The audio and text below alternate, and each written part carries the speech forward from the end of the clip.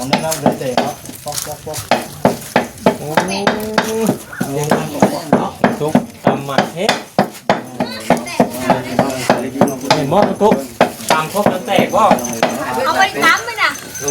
นึกว่าตามพกกันแตกบินนิดนึงบอกว่าอะไรอยู่มาเที่ยวหยอกแต่เมียเนาะหยอกแต่เมียแล้วหยอกแต่เมียแล้วเด้อวันนี้หยอกเมื่อตรวจยังต้องเต็มได้อยู่น้องตุ๊กจับบวกทื่นแล้วฮุบแข้งฮุบขาคำหนึ่งยังบ่ฮู้รสชาติคำสองจังฮู้รสชาติคำที่สามยังอยู่เข้าหัวอยู่โอดบ่ได้แล้วพอแผ่นกินเลยครบก่อนอยากชิมนั่นเลยเขาต้องขนมบอกไปซื้อแพมเพิร์ดได้ซื้อแพมเพิร์ดบ่แม่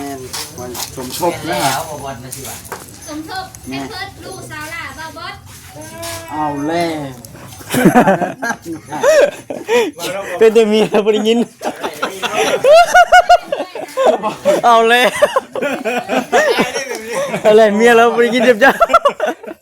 โอ้ดงเตะฮะเลือกแล้วบ่ดิ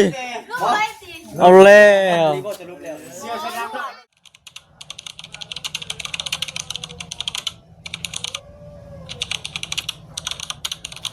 พี่น้องเนาะทักทายสบายดีเด้อพี่น้องเด้อเนาะทักทายสบายดี FC กันเบิดทุกคนบ่สลีสบายดีไปดิไปพี่น้องเนาะก่อนสิกลับก่อนสิมื้อกะแวะเข้ามาหาน้องกระตุกแล้วก็น้องกระแตคือเก่าบ่สลีเอ้ยแม่นบ่สบายดีพี่น้องก่อนสิกลับว่าซั่นซะเนาะมื้ออื่นเฮาก็จังว่ากันอีกรอบค่ำรอบแรงพี่น้องโอ้ทีมงานเข้ามาก็คือว่าหลายผู้หลายคนมากหน้าหลายตาพี่น้องเนาะก็ได้พี่น้องเอ้ยวันนี้ได้ลูกชายไปไหนใช่ไหมชายโรงเรียนกันช่วงเซ็งตัวน้องกระเตเอายังมาเลยว่าสวัสดีกล้องนู่นน่ะดีกล้องไม่เลยสวัสดีไว้ล่ะเท้ามาเข้ากล้องดีกว่าเจ้าแล้วสัมภาษณ์เด้อหน้าตาเด้อสบายดีชีวิตที่ไหนพวกเรากินเนี่ยเฮ็ดกระคักเด้น้องบอยเฮ็ดกระคักเด้เฮ็ดเข้มๆเลยกี่ทีนะจังเนาะแป้งนัวนี่ใส่หลายๆรสแป้งนัวนะบ่ได้เด้อย่าบ่ได้นั่นเด้จังเซฟเอ้าใส่หลายเซฟหลายเด้ไปตามเลยยังอยู่จีไหมน้องบอยอย่าเข้าลาบนะเอาละไว้ดิพอแพทย์สิอันย่างนะบ่นั่นดอกพอแพทย์เนาะน้องบ่เนาะเอาบ่ยากก็ได้เอาเฮ็ดให้ผู้เฒ่าก็ไม่เฒ่ากินเป็นครั้งแรกแล้วอ่ะสู้สีมือก่อนสาวพอดีกว่าได้ลูกล่ะเอาเลยเบื้องหลังนี่ลูกมันเจ็บอยู่เด้อเบื้องหลังวะเอาเบื้องหลังสลีเอาเบื้องหลังบรรยากาศอยู่บ้านเนาะเนาะเรียบร้อยเป็นยังไงน้องบอยพาเมียไปหาหมอมานี่ยังบ่ว่าเนาะรุ่นมื้อรุ่นมื้อนี่บ่เป็นยังไงมื้อนี่น่ะเราลูกเทื่อเพิ่นเลิกการแล้วเพิ่นอันนั้นยังไปก็ซื่อไปสวยแล้วเพิ่นเลิกการอย่าลูกเพิ่นเจ็บอยู่นี่ไปเลยมาก่อนแต่เจ้าน่ะแม่นคือแล้วมีแต่มื้อสิไปแต่เช้าจะคาบแล้วน้ำตุ๊กของเขาจะคาบแล้วกินนมอยู่เบิดมื้อเลยทางไปแต่นับบ่ฮู้น้องเอ้ยพักกับยัดขนาดผู้ใครกันแม่นมกล้องมิดใช่เลยมันจะแซ่บนั่นแหละเขาพอกินมากเขาพอกินจังคือพอแล้วว่าพักใส่หมดบ่ว้าวจะกินก็บ่ได้กินเด้เนาะก็เกิดได้เกิดว่าเนาะเนี่ยน้อยๆนึงถ้าตะกี้อยากกินก็ของเอาซ้ำนี้แหละทั้งมันเปื่อยเลยอันนี้ก็บ่มีอยู่แต่ข้างหัวข้างมื้นทางเรียบร้อยนะฮะสิคันบ่มีเงิ ยังซื้อ เดี๋ยวนี้ก็คือเก่าเนาะ มีคือเก่าบ่มีคือเก่า อยากไปโรงเรียนโมนะไปรี่ให้ไอ้หมูไปจดซื้อบ่ได้มีเงินไปแล้วหมู เจ้าหน่อยก็เดือด เรียนจบสัปห้า แม่นแล้ว เจ้าหน่อยก็เดือดได้พ่อแพทย์เด้ ของแล้ว นี่หมอได้ก่อน แล้วขี้เดือดได้ดิบ่บด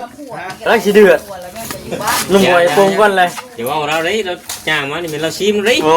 เอาแล้ว เดี๋ยวห้องเราได้นะ เนี่ยเนี่ยบ่ เอาแล้ว เตี้ยโอ้สิ่งที่ขาดบ่ได้เด้นะ ลาบแล้วมันเอิ้นข่อยมาแต่แค่ อย่าได้เนาะ อย่าเฮ็ดแนวนั้น ขี้อดบ่ได้นะ มันกะลำได้เห็นว่านะมันแนว แม่นบ่ ต่อเฮาก็เอ้าพออันใดชื่อให้กินได้เลยชื่อให้กิน เอา มีแต่ปีโอ้มีแต่ข้าวมีแล้ว อยู่บ้านโตย่าเจ้าก็ดูเฮ็ดกินแบบนี้บ่น้องตุ๊กมือขวาบ่ได้ก็โดยแล้ว โอ้ยเหรอวะใครสิเฮ็ดได้นั่นเนาะ บ่ได้แพ้ เอ้า มาในหลังบ้านก็อะไร ยังบ่ได้ครับกล้า แต่ห้องแล้ว ฉันขอ เดี๋ แต่ ยว ง มื้ บ้า อน บ้าน ยังข้าวอยู่เป็นยังไงข้าว ตั้งกำลังพี่น้องเนาะ มื้ออื่นบ่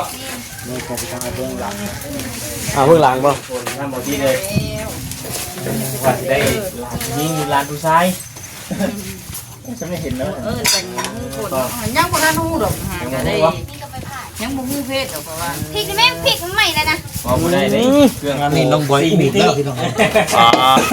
อยู่ยากรู้แล้วเว้ย ทุกเฮ็ดแล้วบาด เฮ็ดแล้วไล่ทั้งอ้อมแล้วบัดนี้ ข้าว ตำเป็ดน้ำซุปเนาะพลาดแล้วจังว่าจะได้ผัวตามวัดมา ผ่านกระบวนการบ่ ตำเป็ดเป็ดเอาแซนตำแต่งบ่ได้คงอ่ะเบิ่งกล้ามแล้วนะกว่า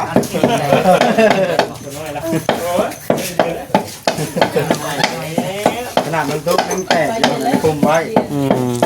ตามตึกข่าวนี่เราเลยเตะเขาป๊อกป๊อกป๊อก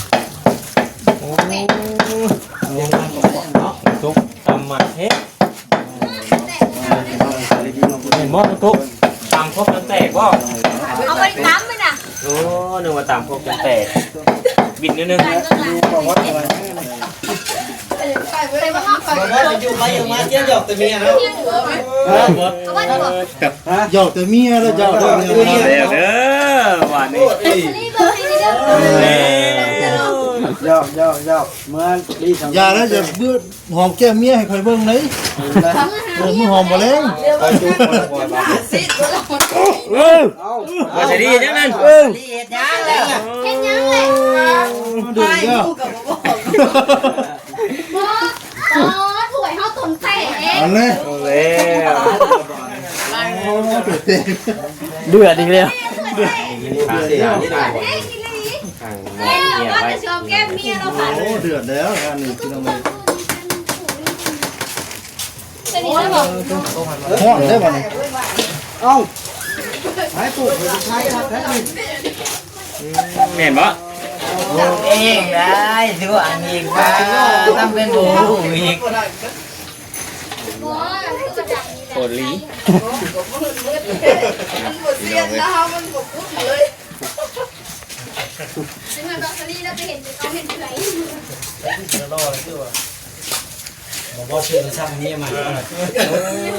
เมียใหม่ ดีแล้ว ชื่อโทรศัพท์ให้เมียใหม่ติ ซื้อตัวสั้นอย่างนี้ใหม่บ้าน เดี๋ยวว่าซัดมาสิได้ค่อยถ่าย วัดเด้ เอาไงเอาย่างเนาะ ซื้อตัวสั้นให้เมียใหม่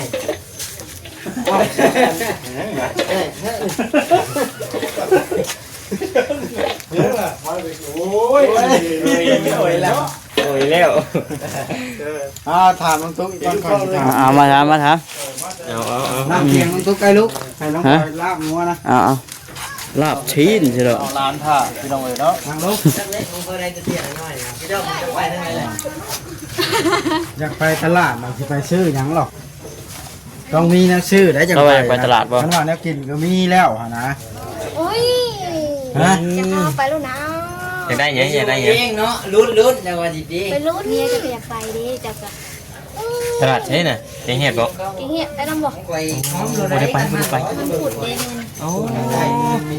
เฮ้ยไปตึงเลยจะพาไปนี่ ตุ๊กบ่มาเยี่ยมบ่บ่ได้ เนาะฮะมีเงินจะกีบเหรอ 30,000 30,000 30,000 ซื้อได้พังหอม3มัด เฮ้ยมันละ10,000 ฮะ เด้น้ำเอื้อยเด้ทำกระเปิ้ลน้ำเอื้อย เอาน้ำเอ้ย เอื้อยกับไปไม่กระเปิ้ลนะเด้ดำบ่าวเลยที่อ้าย มีให้ยุ2,000 โอ้ย อยากไปตลาด มันอยากไปซื้อแบบซื้อแนวปั่นเพิ่น สำลีนะบ่ ไปมื้อนี้ก็ลืมกับซื้อแตงเพิ่น พ่อบางคำน้อยบ่ได้ซื้อให้บ่อยู่คนน่ะ พอมาหน่อยพออีนะ พ่อดังน้อย ยิงได้บ่บ่ พอกล้องบ่ได้มายืนสูงแท้นะเด้กล้องอยู่ดังเห็น ช่างเป็นนะน้องตุ๊ก ผมไม่เห็นที่กล้องเห็นดิอะนะ น้องตุ๊กนี่ขาวเหลืองเบิ่งดูพี่น้องซอยกันเด้อ ต้องว่าเด้อ เอ้าเขาให้เขาอ่ะ รู้สึกว่าตัวเองแข็งแรงอยู่บ่คือมือในร่างกายหรือว่าอ่อนเพลียน้องตุ๊ก แม่เป็นจะได้ ฮะ คนเห็นเสียงตัว รู้สึกว่าแข็งแรงเอาแต่ว่าตั้งแต่จ้อยเนาะ ยัง บ่มีอาหารการกินบันไดสมบูรณ์เนาะเบิ่ง แม่นพาไปเที่ยวเพิ่มไปแล้วบัดนี้อุ๊บพึก เอ้านี่ให้ค่อยลาบแล้วอย่าเอิ้นค่อยไปอย่า อย่ารอช้า อย่ามาผมว่าอย่าเลย หอมอยู่ รูปเด้อรูปเด้อง านนี้อย่ารอช้าบ่บดว่ะ ก็ปลาก็ได้ ลายถ่าแล้วนี่ บ่ ยัง ปลาเอาปลา เดี๋ยวค่อยใส่ก็ได้ใส่น้ำปลา เสียหลายเสียหลายเด้อเพิ่น โอ้ปลาใส่ไปเลยมันแซ่บ อย่าได้เค็มเลย แล้วมันเค็มพี่เกลือ โอเคอยู่นะเนาะเอาไหม ใส่ไปเลิศปลาเนี่ย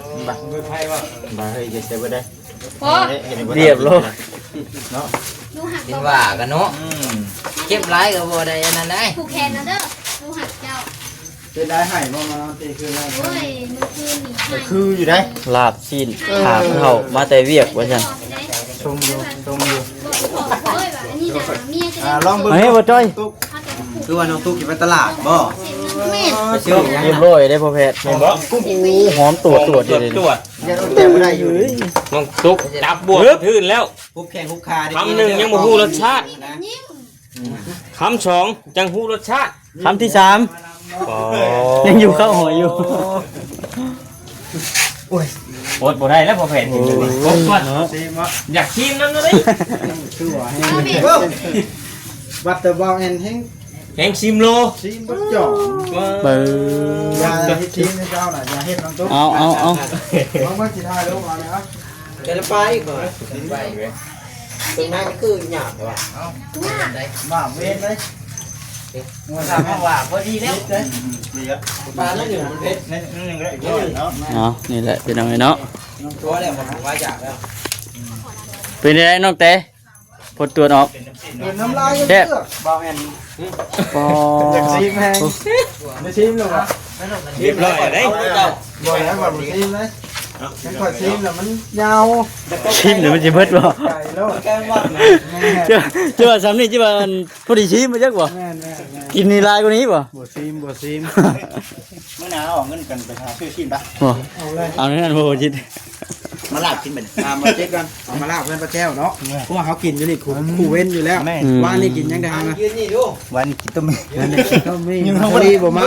ทำกับบ่มา มา เนาะ ครับ เฮ็ดท้องบ่ว่าน่ะ กินอาหารญี่ปุ่นโอ้อาหารนอกนี่เนาะมันก็ บ่เบิดซ้ำว่าเนาะ บ้า แป้ง เบิร์ดได้ข่อยด่างข่อยเมียนได้ข่อยน่ะ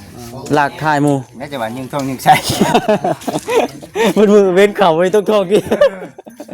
พูดว่าทะเลเป็นนี่เลยนะ แซ่บ บ่